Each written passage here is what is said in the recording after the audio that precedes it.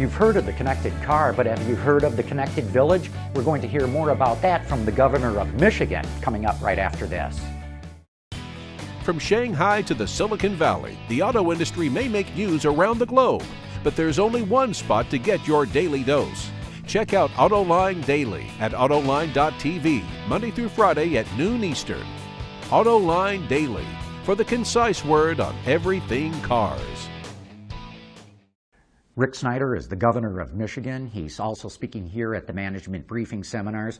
Governor, you talked this morning about getting a comprehensive transportation package for Michigan. Can you give us more details of what that might entail? Sure, it's overdue. I've been calling for it for a couple of years, and this year's pothole season really brought it home, I think, to most people to say we do need to do something.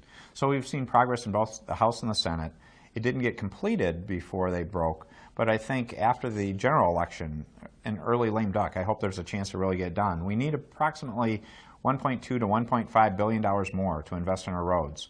And we're showing a commitment from state government already. In the state budget this last year, we put aside nearly $300 million of general fund, which is unprecedented to help with the roads. As you know, we're throwing more Band-Aids at it, really. We need the 1.45, whatever billion it is, to fix it right, do it right, and we're just seemingly kicking the can down the road, even though I understand in politics sometimes you just have to take baby steps. Well, again, this is a big step, but you have to set the stage for it. And so I think the last couple of years have been setting the stage for it, because the last time we did something was '97. And that took several years. So if you think about it, I started a couple of years ago. This is the right time frame to get it done and to put a real solution in place. The other thing besides the comprehensive solution, though, we've got some outstanding projects going. The new international trade crossing is a big deal. M1, there's a lot of infrastructure improvements we're making in Michigan. So you think we'll see more progress after the general election? Because it's hard asking people for more revenue right before a general election. Again, we have to be a little bit pragmatic here. I think afterward there'll be a lot of openness because a lot of people saw car damage in terms of blown tires, bent rims, and that's expensive. Isn't it better to have a better road? You can pay a little bit more to fix the roads or a lot to fix your car. Well, the analogy I always gave people is basically it's like we decided we weren't going to change the oil in our car. And so we weren't investing in recurring maintenance enough to keep them up. So we got in this rebuild problem, and now let's get it back, but then let's maintain it appropriately. There's so much talk at this conference about V2V, vehicle-to-vehicle technology, the connected car ultimately leading to autonomous technology. In Ann Arbor, Michigan, we sort of are seeing the center of the universe in terms of this research. What can the state do to keep that going and hopefully spread it beyond Ann Arbor? Well, we're an investor and a partner in that because I want it right there. And it's a great spot for it. And if you look at, working with the U.S. Department of Energy, the Department of Transportation, with the university, and the industry, I think the Ann Arbor area in that focal point is a great area to make that happen because they've been doing testing already. And I view the connected vehicle project is truly exciting. And it goes back to that first point about a comprehensive infrastructure solution. How many billions and billions can we save in terms of not needing to build additional lanes and roads if we can use what we have more effectively? And the key to that is this connected vehicle. How do you get the money to keep that kind of research going? I know the federal government's involved, private industry, the state itself. What kind of pressure can you put on to make sure that that funding is there? Well, we are making an investment. We're putting our own dollar resources into it. And one of the cool things is we're working with the Transportation Research Institute up there at the University of Michigan to essentially create a connected village. So there'll be a simulated village where basically you can go around, see how all this works, test it in some context.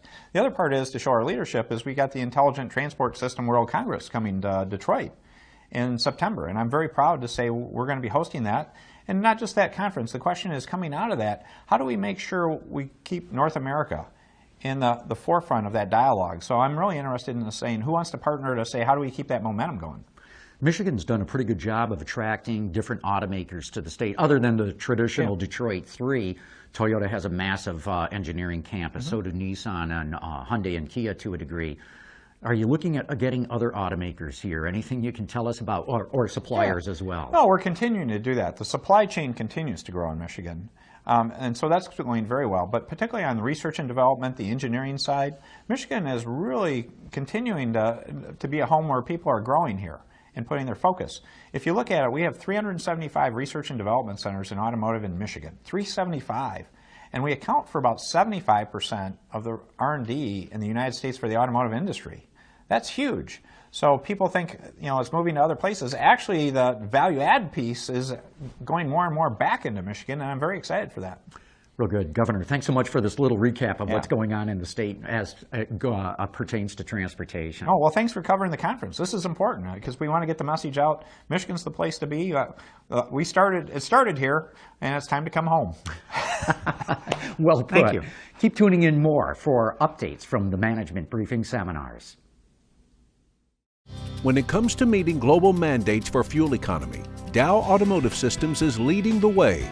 We're the only supplier offering lightweighting capability supported by epoxy resin systems, structural, aluminum and composite bonding adhesives, acoustical foam technologies, and carbon fiber systems that, when combined, work together as a complete solution. And our award-winning lightweight bonding solutions can be found in many vehicles on the road today.